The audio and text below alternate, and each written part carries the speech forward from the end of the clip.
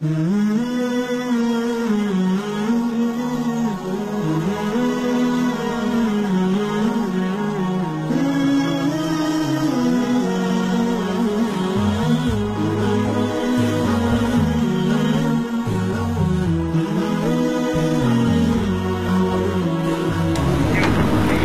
জনপ্রতি সর্বনিম্ন ৬৫ টাকা ফিতরা নির্ধারণ করা হয়েছে, আর সর্বোচ্চ ফিতরার পরিমাণ ১,৯৮০ টাকা।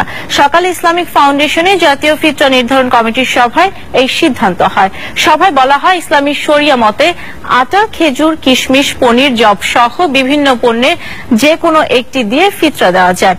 আটা দিয়ে ফিতরা আদায় করলে ১ কেজি ৬৫০ গ্রামের বাজার মূল্য ৬৫ টাকা, জব দিয়ে আদায় করলে ৩ কেজি ৩০০ গ্রামের বাজার মূল্য ৫৬০ টাকা ও কিশমিশ দিয়ে আদায় করলে ৩ কেজি ৩০০ গ্রামের বাজার মূল্য ১,২৫০ টাকা দিতে হবে।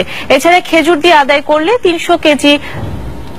কেজি ৩০০ গ্রামের বাজার মূল্য ১,৬৫০ টাকা এবং পনির দিয়ে আদায় করলে ৩ কেজি ৩০০ গ্রামের বাজার মূল্য ১,৯৮০ টাকা ফিতরা দিতে হবে।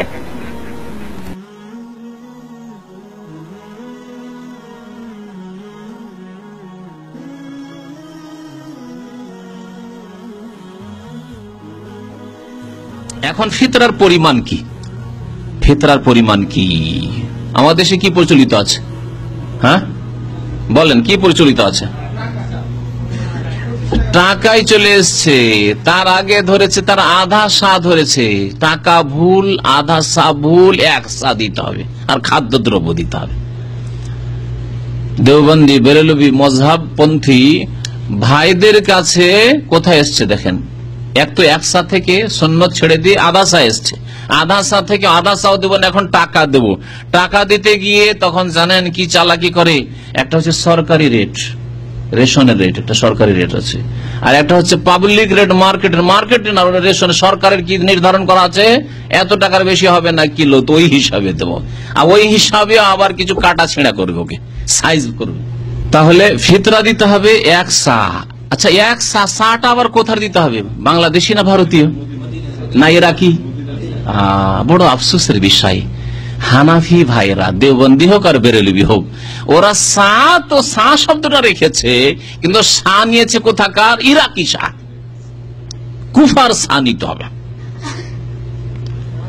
নবী করিম সাল্লাল্লাহু আলাইহি ওয়াসাল্লাম তার জিন্দেগিতে কুফা যাননি।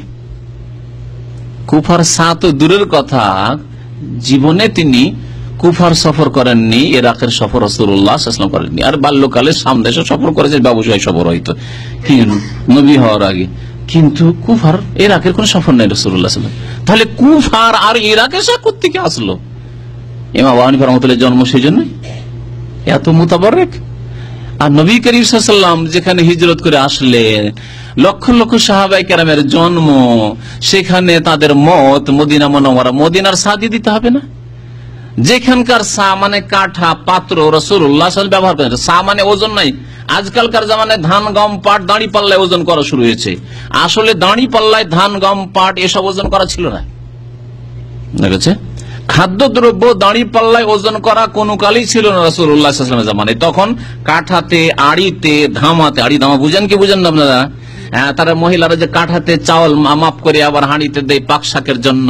আজকাল টিনের ডিব্বা উঠার পরে ওগুলো ছুটে বেঁতের হয়তো আপনার ওই কাঠাগুলি। এই হচ্ছে আপনার সা এক ধরনের পাত্র হয়তো, যাতে মোটামুটি 2.5 থেকে 3 কেজি খেজুর আসত। সেই কাঠা ছিল নবী সাল্লাল্লাহু আলাইহি ওয়াসাল্লামের মদিনার কাঠা, সা ছিল। সুতরাং মদিনার সা দিতে হবে, এটি হচ্ছে সুন্নত তরিকা। কুফার সা হচ্ছে সুন্নতের খেলাফ, ইরাকি সা সুন্নতের খেলাফ। ইরাকি সায়ের ওজন বড় হয়ে যায়, তখন ফেসে গেল হানাফি ভাইরা। এখানে দিতে হচ্ছিল 2.5 কেজি, ওটা 4 সের হয়ে যায়, মেলা হয়ে যায়, ওটা 3.5 কেজির মতো হয়ে যায়। তো আর 1 কেজি বেশি লেগে যাচ্ছে। তাহলে কি করতে হবে? এটাকে তো হালকা কাটছাট করে একটু সাইজ করে হালকা করতে হবে। তখন বলছে এক কাজ করো, মুআবিয়া রাদিয়াল্লাহু আমির মুআবিয়ার একটা ফতোয়া আছে, উনি বলেছিলেন যে আধা সা দিতে হবে। সুতরাং হানাফি ফতোয়া হচ্ছে আধসা যখন করে দিল, তখন কমে গেল। সুবিধাবাদী মুসলমান, দেখলেন? এই আধা সার ইতিহাস হচ্ছে এইরকম।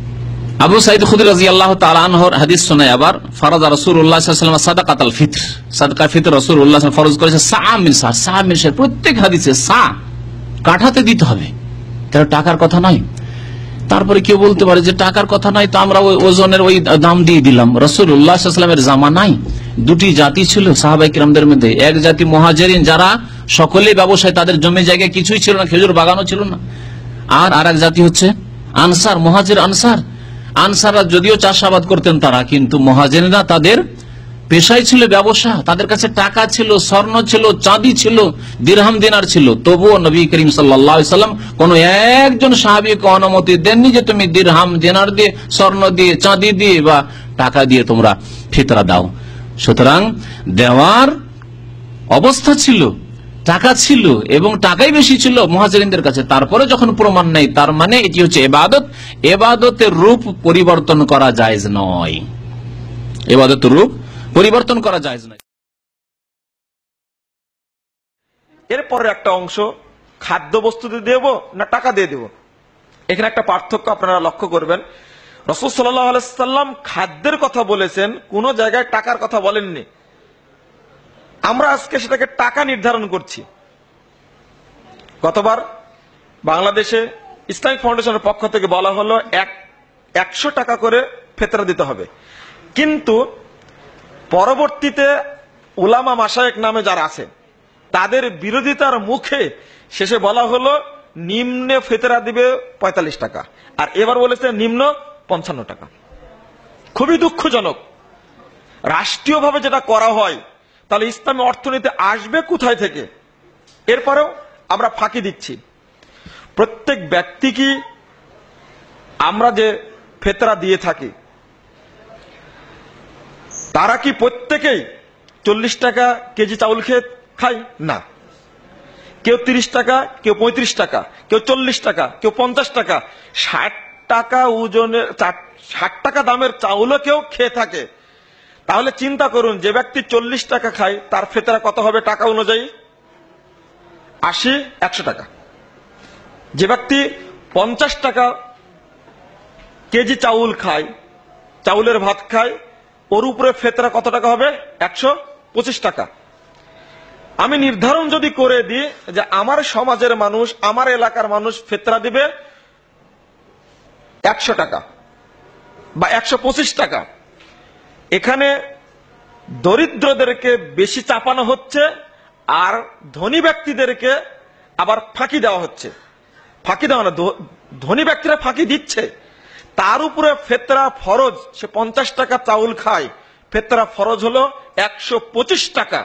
আমি নির্ধারণ করে দিলাম 100 টাকা। গরিব ব্যক্তি সেও 100 টাকা দিবে, ধনী ব্যক্তি সেও 100 টাকা দিবে।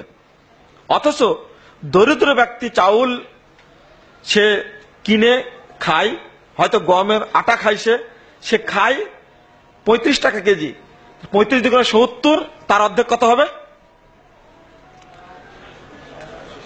87.5 টাকা। আপনি চিন্তা করুন, নির্দ্বিধায় 13 টাকা একজন গরিব মানুষকে আমি ফাঁকি দিচ্ছি।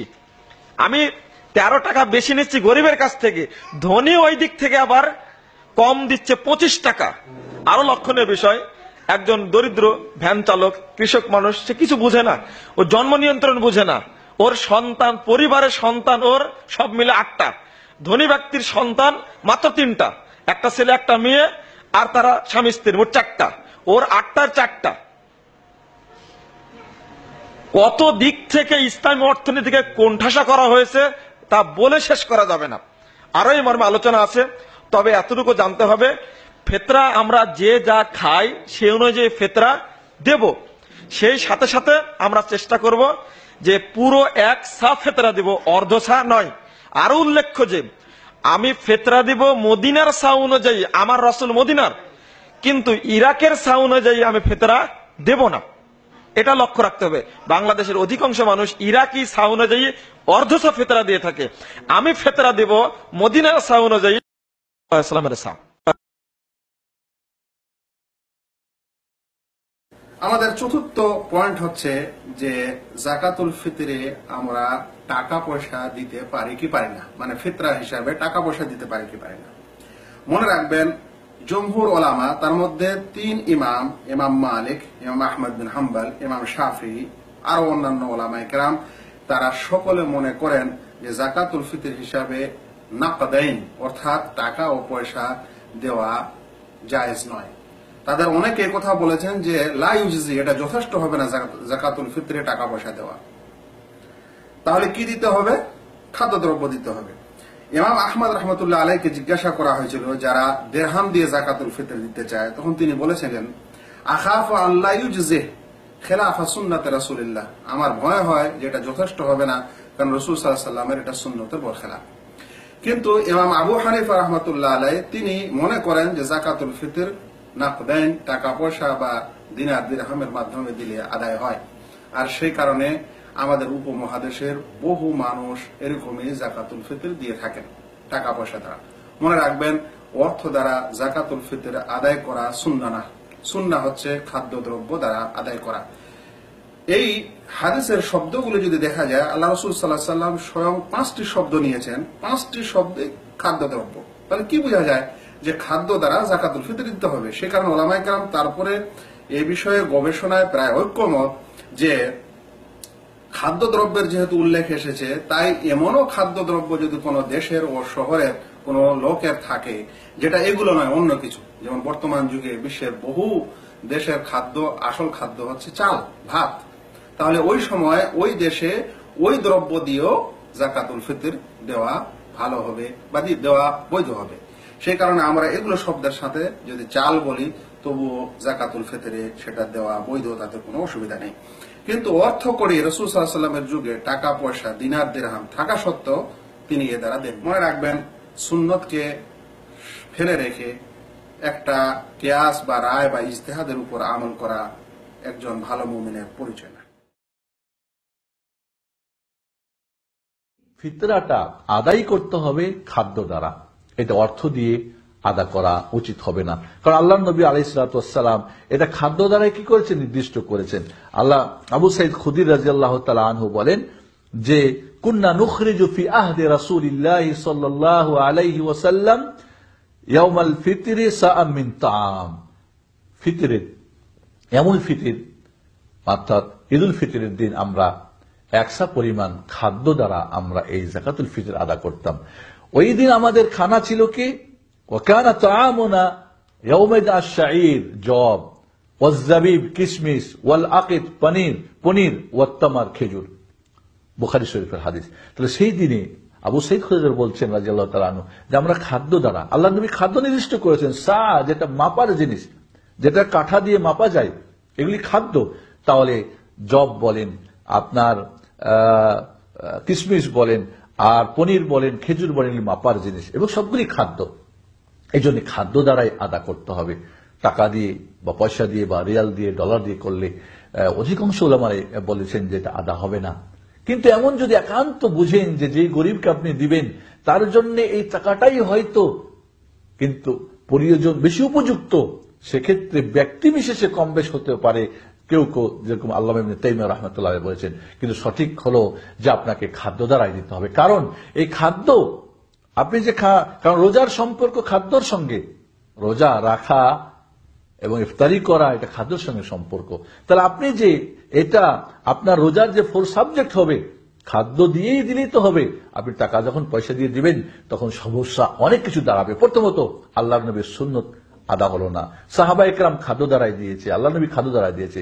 তৃতীয়ত আপনি খাদ্য দিবেন না দিয়ে টাকা দিবেন যখন, আপনি নির্ধারণ করবেন কিভাবে। আজ আমাদের দেশে দেখা যায় যে একটা কি করে গড় বেঁধে দেয়, গড় বেঁধে দিলে বড়লোক যে চালটা খায় ওটা হয়তো 70 টাকা কেজি, মধ্যম শ্রেণী হয়তো 50 টাকা, এর নিচে হয়তো 35 টাকা। তাহলে কিভাবে আপনি গড় বানাবেন? তাহলে গরিবকে ঠকানো হলো। যদি একান্ত দিতেই হয় বিশেষ ক্ষেত্রে, তাহলে যে যে মানের কোয়ালিটির চাল খায় সেই কোয়ালিটির খাদ্য দ্বারা দিতে হবে। তাহলে আমাদেরকে মনে রাখতে হবে, যখনই আপনি টাকা পয়সা দিবেন যে কেউ আপনার নিয়ে পকেটে নিয়ে নিবে, কিন্তু যখন আপনি খাদ্য দিবেন তখন গরিবরা তো মাথা করে বহন নিয়ে যাবে। অনেকেই বলে গরিব মিসকিনরা নিতে চায় না, ও গরিব না, তাহলে ও মিসকিন না। এবং মনে রাখতে হবে এটার খাত কিন্তু শুধুমাত্র ফকির মিসকিনদের, তো মাতাল্লিল মাসাকিন, মিসকিন যার 50 চলে 50 চলে না, ফকিরের চেয়ে নিম্নমানের তাহলে মিসকিন ফকিরের খাদ্য এটা মাদ্রাসায়, এটা মক্তবে, এটা অমুকে, অমুকের বেতন, এটা দিয়ে ঈদগাহ বানানো, এটা দিয়ে অমুক করা, এটা তমুক করা, বিভিন্ন সংগঠন না, সেটা শুধুমাত্র গরিব মিসকিনের খাদ্য। আমরা বলি যে রাসূলুল্লাহ সাল্লাল্লাহু আলাইহি সাল্লাম তো ফিতনা আদায় করেছেন দ্রব্য দিয়ে, টাকা দিয়ে নয়। অথচ টাকা তার যুগে ছিল, তার কাছেও ছিল, দেরহাম দিনার তার কাছে ছিল, কিন্তু জীবনে একটি বারও তিনি দেরহাম দিনার দিয়ে কোনো ফিতরা আদায় করেননি। তখন কি এই যুক্তি ছিল না যে দেরহাম দিনার দিলে তো সবকিছু কিনা যায়, টাকা দিয়ে সবই পাওয়া যায়, শুধু কেন পনির দেবেন, শুধু কেন কিশমিশ, শুধু কেন খেজুর, কেন জব, এগুলো কেন? আসলে এজন্য উলামায়ে কেরামের একটি বড় দল বলেছেন টাকা দিয়ে ফিতরা দিলে হবেই না, দেওয়া উচিত না। আর যারা বলেছেন হবে, তাদের হাতে কোনো দলিল নেই, তারা ইজতিহাদ করেছেন, গবেষণা করে বলেছেন হতে পারে। কিন্তু মনে রাখবেন, গবেষণা যিনি করেন ইউসিবু ওয়া ইউখতি, তিনি ভুলও করেন, শুদ্ধও করেন, ভুলও হতে পারে, শুদ্ধ হতে পারে, সেটা অনিশ্চিত। একটি ফরজ ইবাদত ফারাদা রাসূলুল্লাহ সাল্লাল্লাহু আলাইহি ওয়াসাল্লাম যাকাতুল ফিতরি সা'আম মিন শাঈরিন আও সা'আম মিন তুআম। সহিহ বুখারীতে আব্দুল্লাহ ইবনে ওমর রাদিয়াল্লাহু তাআলা আনহু, আবু সাঈদ খুদরি রাদিয়াল্লাহু তাআলা আনহু সহ তারা বর্ণনা করেছেন আল্লাহ রাসূল সাদাকায়ে ফিতর ফরজ করেছেন 100 জব, 100 খেজুর, 100 বা সা'আম মিন আকিদ, 100 পনির, সা'আম মিন জাবিব, 100 কিশমিশ, এগুলো ফরজ করেছেন। সেখানে তো টাকার কোনো প্রশ্ন নেই, টাকার কোনো কথাই আসেনি। অতএব সাদাকাতুল ফিতর এটি একটি ইবাদত, এটি নির্ণয় করেছেন আল্লাহর পক্ষ থেকে মুহাম্মদ রাসূলুল্লাহ সাল্লাল্লাহু আলাইহি ওয়াসাল্লাম। সেখানে সরাসরি এসেছে ফারাদা রাসূলুল্লাহ সাল্লাল্লাহু আলাইহি ওয়াসাল্লাম যাকাতুল ফিতরি তুহরাতান লিস-সাইমি মিনাল লাগবি ওয়ার রাফাস ওয়া তুমাতান লিল মাসাকিন।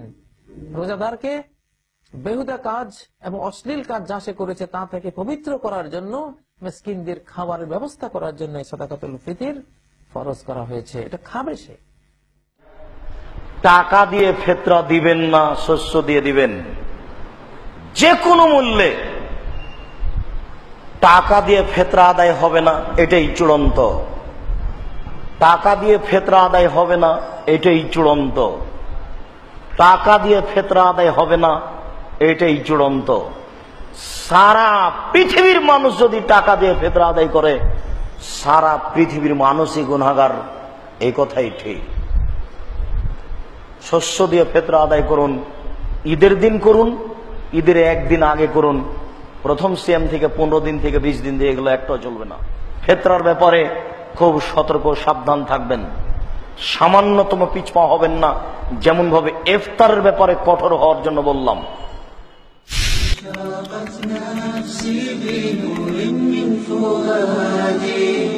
حينما رددت يا رب العباد وانتشت روحي وصار الدمع يجري يا إلهي خذ بقلبي